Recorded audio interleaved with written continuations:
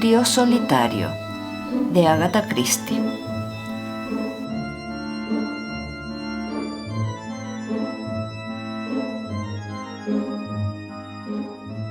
Se hallaba sobre una repisa del Museo Británico, solo y desamparado entre una congregación de deidades obviamente más importantes que él. Alineados a lo largo de las 4 paredes, estos otros personajes mayores parecían manifestar todos una abrumadora sensación de superioridad. El pedestal de cada uno de ellos llevaba debidamente inscritas la procedencia y la raza que se había enorgullecido de poseerlo. No existía la menor duda al respecto de su posición.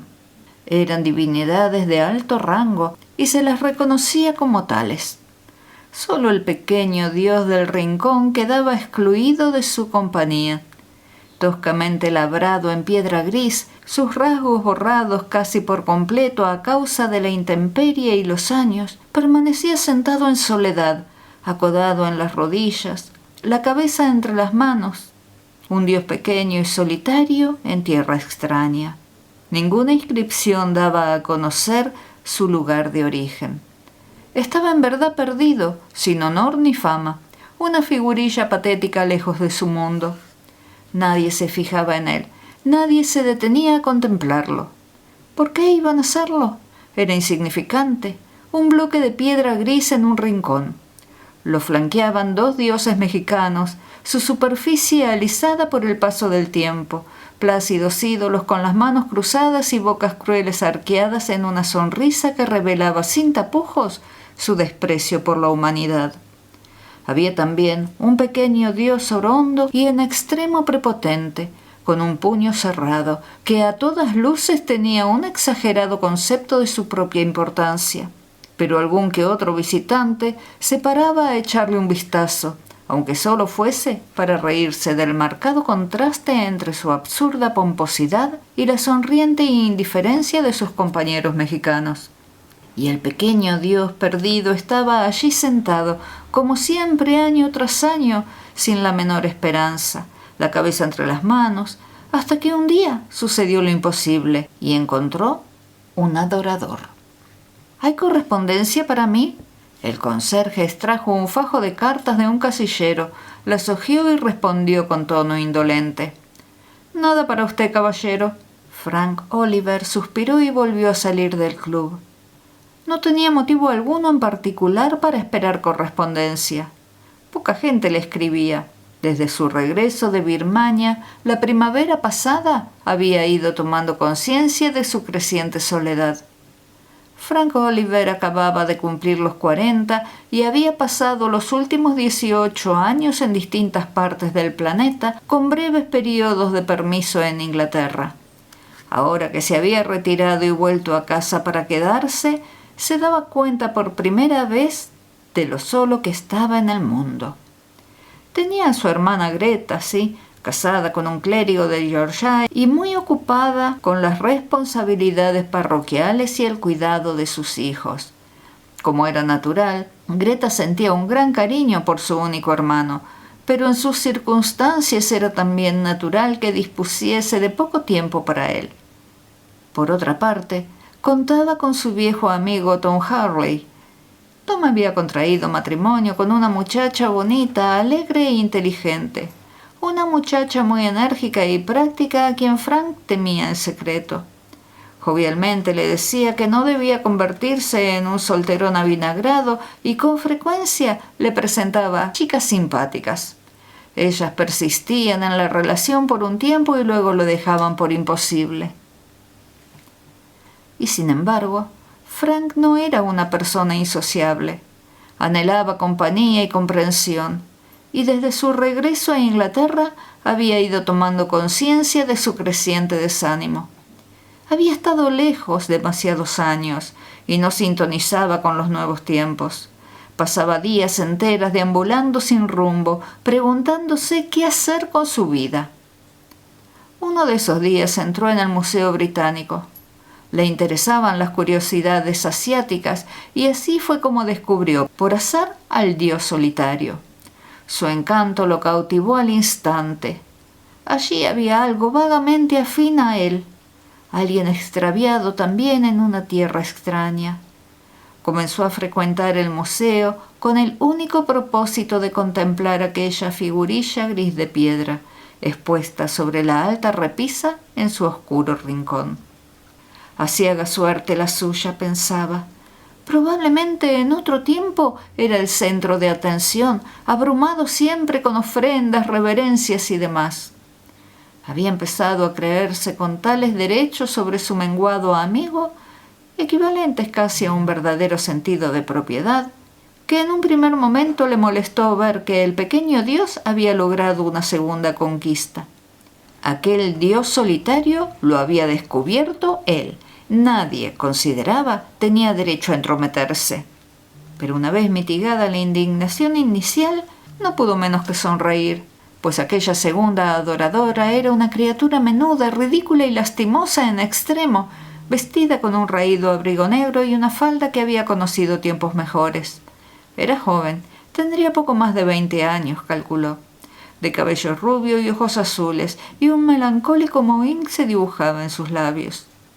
El sombrero que llevaba le llegó al corazón de manera especial, saltaba a la vista que lo había adornado ella misma, y era tal su valeroso intento de parecer elegante que su fracaso resultaba patético.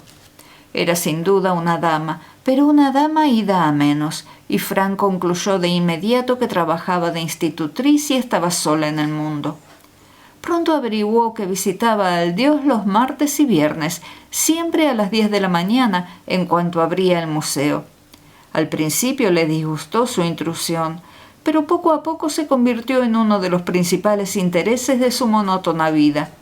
A decir verdad, su compañera de veneración empezaba a desbancar al objeto venerado en su preeminente posición.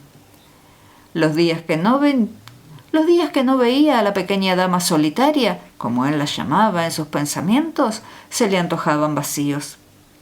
Quizá también ella experimentaba igual interés en él, pero se esforzaba en disimularlo bajo una calculada actitud de indiferencia. Con todo, un sentimiento de compañerismo se forjó gradualmente entre ellos, pese a que aún no habían cruzado palabras. El verdadero problema era en realidad la timidez de Frank. En sus adentros aducía que probablemente ella ni siquiera se había fijado en él. Eso, no obstante, lo descartaba en el acto cierto sentido común interno, que lo consideraría una impertinencia intolerable y por último que a él no se le ocurría ni remotamente qué decir. Pero el destino o el pequeño Dios tuvo la gentileza de proporcionarle una genial idea, o eso le parecía a él. Sobremanera satisfecho de su astucia, compró un pañuelo de mujer, una delicada prenda de batista y encaje que apenas se atrevía a tocar. Así pertrechado, siguió a la muchacha cuando se marchó y la detuvo en la sala egipcia. «Disculpe», dijo procurando hablar con flemática despreocupación y fracasando estrepitosamente en el intento. «¿Es esto suyo?» La dama solitaria cogió el pañuelo y fingió examinarlo con detenida atención. «No, no es mío». Se lo devolvió y dirigiéndole una mirada en la que Frank, con sentimiento culpable, creyó adivinar recelo, añadió: «Es muy nuevo, aún lleva el precio». Sin embargo, Frank se resistió a admitir que había sido descubierto y emprendió una farragosa explicación en exceso verosímil. «Verá, lo he encontrado bajo aquella vitrina grande junto a la pata del fondo». Halló un gran alivio en esa detallada descripción. «Así que como usted se había parado allí, he pensado que debía de ser suyo y he venido a traérselo». «No, no es mío», repitió ella. Como de mala gana agregó: «Gracias». La conversación llegó a un embarazoso punto muerto. La muchacha permaneció inmóvil, sonrojada e incómoda, buscando obviamente la manera de retirarse con dignidad. Frank, en un desesperado esfuerzo, decidió sacar provecho de la ocasión. No sabía que hubiese en Londres otra persona interesada en nuestro pequeño dios solitario hasta que la he visto a usted». «¿Usted también lo llama así?», preguntó la muchacha con vivo interés, dejando a un lado sus reservas. Por lo visto, el pronombre elegido por él. Nuestro, si lo había advertido, no le molestó. De manera espontánea se había sentido impulsada a admitir su afinidad. Así pues, Frank consideró lo más normal del mundo contestar: «Naturalmente».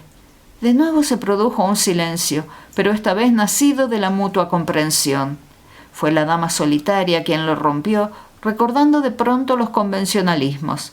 Se irguió y, adoptando una actitud de dignidad casi ridícula en una persona de tan corta estatura, dijo con tono glacial: «Debo irme. Buenos días».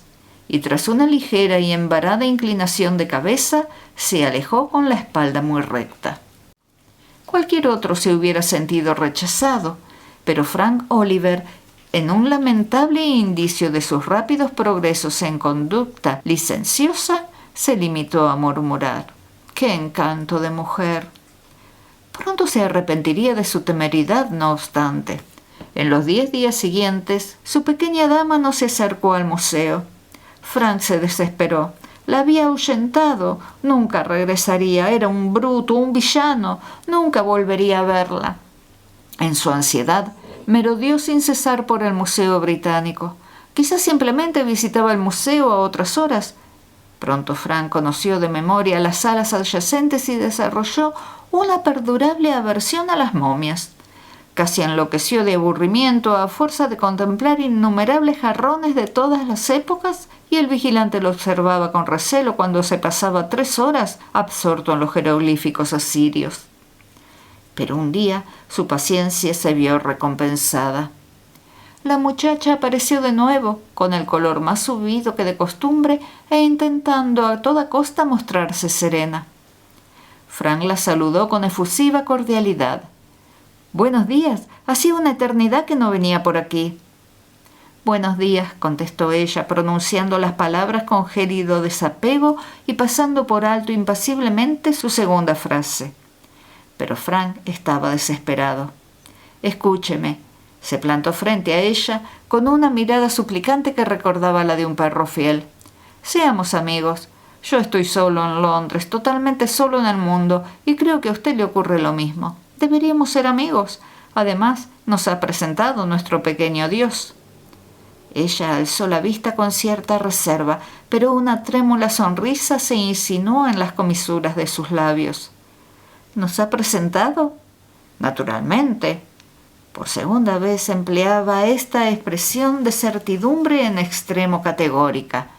Y también en esta ocasión surtió efecto, ya que al cabo de unos segundos la muchacha, con aquella actitud ligeramente regia tan característica de ella, respondió: «Muy bien». «Espléndido», exclamó Frank con rudeza, pero la muchacha, percibiendo un quiebro en su voz, le lanzó una mirada fugaz, movida por un súbito sentimiento de compasión. Y así nació aquella peculiar amistad.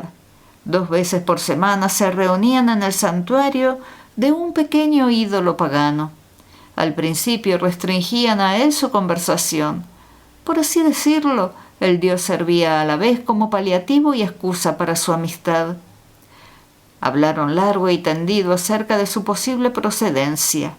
Él insistía en atribuirle un carácter de extremo sanguinario. Lo describía como el terror de su lugar de origen, con un insaciable deseo de sacrificios humanos, reverenciado por sus asustados y temblorosos adoradores. En el contraste entre su pasada grandeza y su presente insignificancia residía, según él, el patetismo de su situación. La dama solitaria rechazaba de pleno esta teoría. Era en esencia un dios benévolo, sostenía. Dudaba mucho que alguna vez hubiese sido poderoso. De haberlo sido, aducía, no habría acabado en aquella sala solo y perdido. En todo caso, le parecía un pequeño dios encantador y sentía por él un gran cariño. No resistía la idea de que estuviese allí día tras día con aquellas otras horrendas y altivas deidades que se mofaban de él, porque era evidente que eso hacían. Después de estos vehementes arrebatos, la pequeña dama se quedaba sin aliento. Agotado el tema, inevitablemente empezaron a hablar de sí mismos. Fran descubrió que su suposición era correcta. Ella trabajaba de institutriz para una familia de Hampstead. Él de inmediato sintió antipatía por los niños que ella tenía a su cargo. Ted, que contaba 5 años y no era malo sino solo travieso. Los gemelos que realmente la desquiciaban. Y Molly, que nunca obedecía, pero era tan adorable que no había forma de enfadarse con ella. Esos niños abusan de su paciencia, afirmó Frank con tono adusto y acusador. Ni mucho menos, replicó ella con firmeza. Soy muy severa con ellos. Ya, dijo él y se echó a reír. Pero ella lo obligó a disculparse mansamente por su incredulidad. Era huérfana, explicó la muchacha, y no tenía a nadie en el mundo. Gradualmente, Frank le habló también de su vida oficial, que había sido muy sacrificada y moderadamente satisfactoria, y de su pasatiempo extraoficial, que era embadurnar un lienzo tras otro. A decir verdad, no sé nada de pintura, aclaró, pero siempre he presentido que algún día seré capaz de pintar algo. Dibujo bastante bien, pero me gustaría realizar una auténtica pintura. Un conocido me dijo una vez que no tenía mala técnica. La muchacha mostró interés e insistió en conocer más detalles. Estoy segura de que pinta muy bien, Frank negó con la cabeza. No, últimamente he empezado varios cuadros y los he tirado todos desesperado. Siempre había creído que cuando pudiese dedicarle tiempo sería un juego de niños. Viví con esa idea durante años, pero lo he dejado para muy tarde, supongo, como tantas otras cosas. Nunca es demasiado tarde, nunca, dijo la pequeña dama con el fervor propio de los jóvenes. Frank sonrió. ¿Eso cree? Para algunas cosas yo sí he llegado demasiado tarde. La pequeña dama se rió de él y lo llamó en broma Matusalén. Empezaron a sentirse curiosamente a gusto en el Museo Británico. El fornido y cordial vigilante que rondaba las galerías era un hombre con tacto y por lo general, en cuanto la pareja aparecía, consideraba que sus arduas labores de vigilancia se requerían con urgencia en la contigua sala asiria. Un día Frank tomó una audaz decisión. La invitó a tomar un té. Ella puso reparos en un primer momento. No tengo tiempo, no dispongo de libertad. Puedo venir algunas mañanas porque los niños reciben clases de francés. Tonterías, dijo Frank. Puede permitírselo al menos un día. Pretexte que se le ha muerto una tía o un pariente lejano. Lo que quiera, pero venga. Iremos a un pequeño salón de té que hay aquí cerca y tomaremos bollos. Adivino que le encantan los bollos. Sí, esos pequeños con pasas y recubiertos con azúcar glacé. Son tan redondos y apetitosos. Los bollos tienen algo que los hace infinitamente reconfortantes, afirmó Frank Oliver con solemnidad. Así quedaron, pues, y para la ocasión la menuda institutriz se adornó la cintura con una cara rosa de invernadero.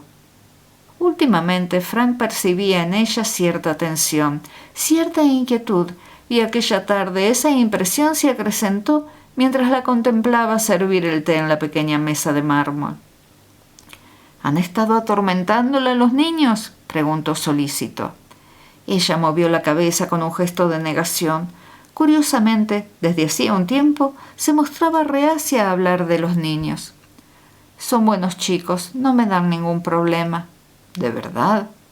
Su tono comprensivo pareció afligirla de manera inexplicable. Sí, de verdad, no es eso, pero sí estaba sola, muy sola, admitió con voz casi suplicante. Sí, lo sé, se apresuró a decir él, conmovido. Guardó silencio por un momento y luego añadió jovialmente. ¿Se ha dado cuenta de que ni siquiera conoce aún mi nombre? Ella alzó la mano en un gesto de protesta. No, por favor, prefiero no saberlo y no me pregunte el mío. Seamos simplemente dos personas solitarias que se han encontrado y se han hecho amigas. Así es mucho más maravilloso y distinto. De acuerdo, respondió Frank lenta y pensativamente. En un mundo por lo demás solitario, seremos dos personas que se tienen la una a la otra. Aquello no se correspondía exactamente con lo que ella había expresado y pareció resultarle difícil seguir con la conversación. Poco a poco fue agachando la cabeza hasta ofrecer a la vista solo la copa de su sombrero. «Es muy bonito ese sombrero», observó a fin de levantarle el ánimo. Lo adorné yo misma, informó ella con orgullo. Esa impresión me dio en cuanto lo vi, contestó Frank, inconsciente de lo poco afortunado que era el comentario. Me temo que no es tan elegante como pretendía. A mí me parece precioso, aseguró él en un gesto de lealtad. Cayeron de nuevo en el mutismo. Por fin, Frank Oliver rompió el silencio con arrojo. Señorita, no pensaba decírselo aún, pero no puedo contenerme. La amo, la quiero, la amo desde el instante en que la vi por primera vez allí parada con su vestido negro. Querida mía, si dos personas solitarias estuviesen juntas, en fin, terminaría la soledad. Y yo trabajaría con ahínco, la pintaría a usted. Podría, sé que podría. Oh, niña mía, no puedo vivir sin usted, no puedo. Su pequeña dama no apartaba de él la mirada, pero sus palabras fueron lo último que esperaba oír. Con voz clara y serena dijo: «Aquel pañuelo lo compró usted». Frank quedó atónito ante tal demostración de perspicacia femenina y más atónito aún por el hecho de que esgrimiese aquello contra él en ese preciso momento. Después del tiempo transcurrido, sin duda podría habérselo perdonado. «Sí, lo compré yo», admitió con humildad. «Buscaba una excusa para dirigirme a usted. ¿Está muy enfadada?» Aguardó dócilmente sus palabras de condena. «Creo que fue un detalle encantador de su parte», dijo la pequeña dama con vehemencia. «Un detalle encantador». «Dígame, niña mía, es imposible», prosiguió Frank con su habitual rudeza. «Tengo ya cierta edad y sé que soy feo y tosco». «No, no lo es», lo interrumpió la dama solitaria. «Yo no cambiaría nada en usted, nada. Lo amo tal como es, ¿entiende? No porque me inspire lástima ni porque yo esté sola en el mundo y necesite a alguien que me quiera y cuide de mí, sino porque usted es como es. ¿Lo entiende ahora?» «¿Lo dice sinceramente?», preguntó él en un susurro. «Sí, con total sinceridad», contestó ella sin vacilar. Enmudecieron, abrumados por la emoción y el asombro. Por fin Frank dijo ensoñadoramente: «Entonces hemos encontrado el paraíso, querida mía». «En un salón de té», respondió ella con la voz empañada por el llanto y la risa. «Pero los paraísos terrenales duran poco». La pequeña dama dejó escapar una exclamación. «No sabía que era tan tarde. Debo marcharme ahora mismo». «La acompaño a casa». «No, no, no». Frank no pudo vencer su resistencia y solo la acompañó hasta la estación de metro. «Adiós, amor mío», se despidió ella, estrechándole la mano con una intensidad que más tarde Frank recordaría. «Adiós solo hasta mañana», contestó él con alegría. «A las 10 como de costumbre, y nos diremos nuestros nombres y contaremos nuestras historias siendo prácticos y prosaicos. Adiós también al paraíso», musitó ella. «Siempre estará con nosotros, vida mía». Ella sonrió, pero con aquella melancólica expresión de súplica que lo inquietaba y no conseguía comprender. Finalmente, el implacable ascensor la apartó de su vista. Aquellas últimas palabras le causaron un inexplicable desasosiego, pero las alejó de su mente con determinación y las sustituyó por una radiante ilusión ante lo que el día siguiente le depararía. A las 10 se hallaba ya en el museo donde siempre. Por primera vez reparó en las malévolas miradas que le dirigían los otros ídolos. Casi daba la impresión de que conociesen algún funesto secreto que le afectaba y se regodeasen en ello. Percibía con intranquilidad la aversión que le manifestaban. La pequeña dama se retrasaba. ¿Por qué no llegaba? El ambiente de aquel lugar empezaba a ponerlo nervioso. Nunca antes su pequeño amigo, el dios de ambos, le había parecido tan impotente como aquel día. Un pedazo de piedra inútil aferrado a su desesperación. Interrumpió sus pensamientos un niño de semblante astuto que se había acercado a él y lo examinaba de arriba a abajo con atención. Satisfecho al parecer con el resultado de sus observaciones, le entregó una carta. ¿Para mí? El sobre no llevaba escrito el nombre del destinatario. Lo cogió y el niño se escabulló con extraordinaria rapidez. Frank Oliver leyó lentamente la carta sin dar crédito a sus ojos. Era breve. «Amor mío, Nunca podré casarme con usted. Olvide, por favor, que he entrado en su vida y procure perdonarme si algún daño le he causado. No intente dar conmigo, porque no lo conseguirá. Es un adiós definitivo. La dama solitaria. Al final había una postdata añadida, obviamente en el último momento. Lo amo de verdad. Y esa lacónica e impulsiva postdata fue su único consuelo en las semanas siguientes. De más está decir que la buscó pese a su expresa prohibición, pero todo fue en vano. Había desaparecido, y Frank no tenía el menor indicio para localizarla. En su desesperación puso anuncios en los diarios, implorándole veladamente que cuando menos le aclarase el misterio. Pero sus esfuerzos no obtuvieron más respuesta que el silencio. Se había ido para no volver. Y ocurrió entonces que por primera vez en su vida fue capaz de pintar realmente. Su técnica siempre había sido buena. De pronto la aptitud y la inspiración iban de la mano.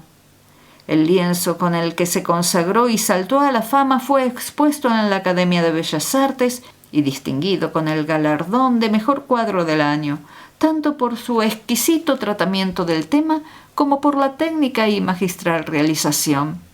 Cierto grado de misterio aumentaba su interés para el gran público. Había encontrado su fuente de inspiración por azar. Un cuento de hadas publicado en una revista había encendido su imaginación. Narraba la historia de una afortunada princesa a quien nunca había faltado nada.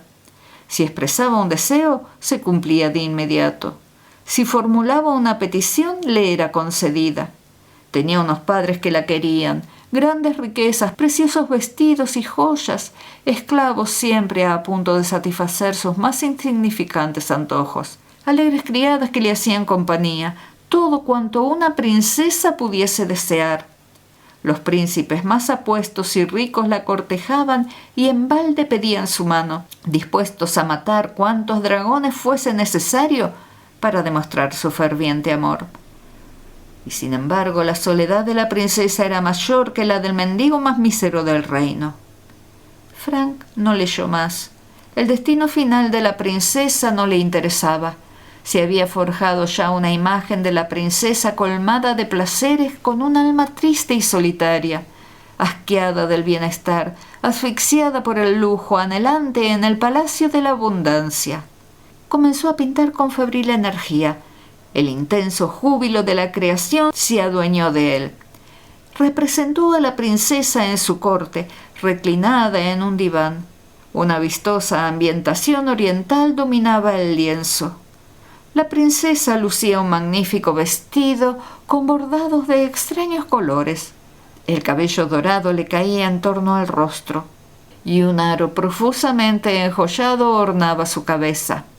Estaba rodeada de doncellas y ante ella se postraban los príncipes con exquisitos regalos.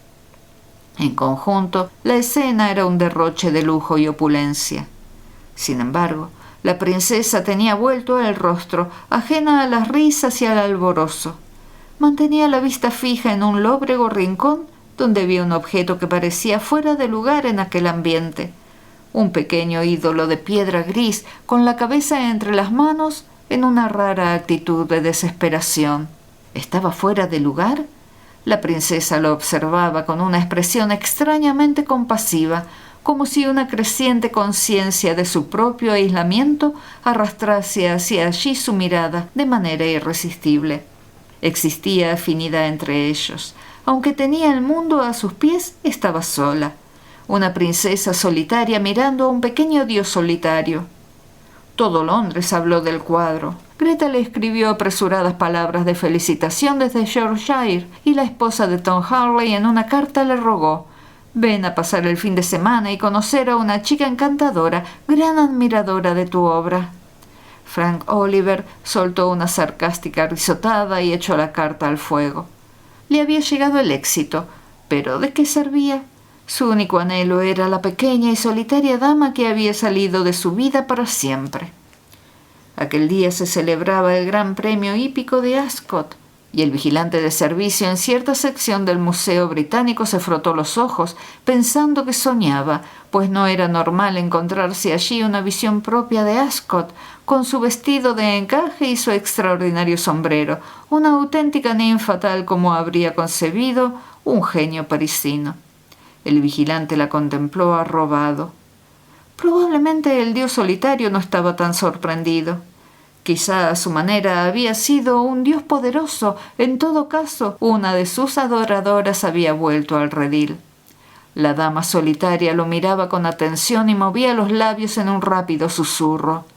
«Oh, pequeño y querido Dios, ayúdame, querido Dios, ayúdame, por favor». Quizá el pequeño Dios se sintió halagado. Quizá, caso de que en otro tiempo hubiese sido la deidad feroz e implacable que Frank Oliver imaginaba, los largos años de tedio y la influencia de la civilización habían ablandado su frío corazón de piedra. Quizá la dama solitaria tenía razón y en realidad era un dios benévolo. Quizá fuese solo una coincidencia. Fuera como fuese, en aquel preciso instante, Frank Oliver, cabizbajo, entró lentamente desde la sala asiria. Alzó la cabeza y vio a la ninfa parisina. Un momento después la rodeaba con el brazo y escuchaba su explicación rápida y entrecortada. «Estaba tan sola, pero usted ya lo sabe, debió de leer el cuento que escribí. No habría podido pintar aquel cuadro si no lo hubiese leído y comprendido. La princesa era yo, lo tenía todo y sin embargo me hallaba en una soledad indescriptible. Un día decidí visitar a una divina y le pedí ropa prestada a mi doncella. De camino entré aquí y lo vi contemplar al pequeño Dios. Así empezó todo. Aparenté ser quien no era. Fue un comportamiento imperdonable. Y peor aún, seguí fingiendo, y después no me atreví a confesarle que le había mentido. Pensé que se indignaría al conocer mi engaño. No resistí a la idea, así que desaparecí. Más tarde escribí el cuento y ayer vi su cuadro. Usted pintó ese cuadro, ¿verdad? Solo los dioses conocen realmente el significado de la palabra ingratitud. Cabe suponer que el pequeño dios solitario conocía la profunda ingratitud de la naturaleza humana. Como divinidad, se encontraba en una posición privilegiada para observarla, pero a la hora de la difícil prueba, él, que había recibido en ofrendas innumerables sacrificios, se sacrificó a su vez. Renunció a sus dos únicos adoradores en aquella tierra extraña y demostró así ser a su manera un gran dios, ya que renunció a todo lo que tenía. A través de las rendijas de sus dedos los vio marcharse, cogidos de la mano, sin volver la vista atrás. Dos personas felices que habían encontrado el paraíso y ya no lo necesitaban. Pues ¿qué era él al fin y al cabo sino un pequeño dios solitario en tierra extraña?